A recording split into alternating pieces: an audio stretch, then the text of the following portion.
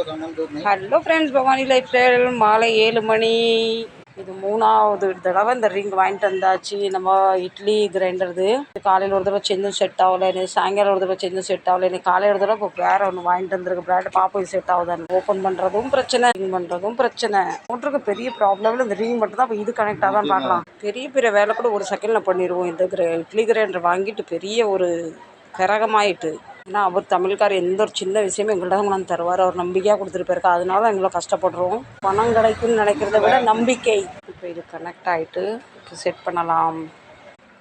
ஃபைனலாக 3 நாள் கழித்து நம்ம வேலையும் நம்ம செஞ்சு முடிச்சாச்சுங்க.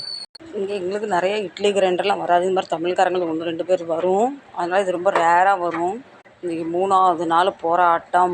3 நாள் போராட்டம். பாவம் இவரும் ரொம்ப டயர்டாகிட்டார். கையில் வாங்கியாச்சு, செஞ்சு தரணுமே நம்பிக்கையாக விட்டுட்டு போயிருக்கான்னு செஞ்சாச்சு. கஸ்டமர் வரை இவ்வளோ பார்ட்ஸ் தான் கொண்டாந்தாரு. இதுக்கு நடுவில் பார்ட்ஸ்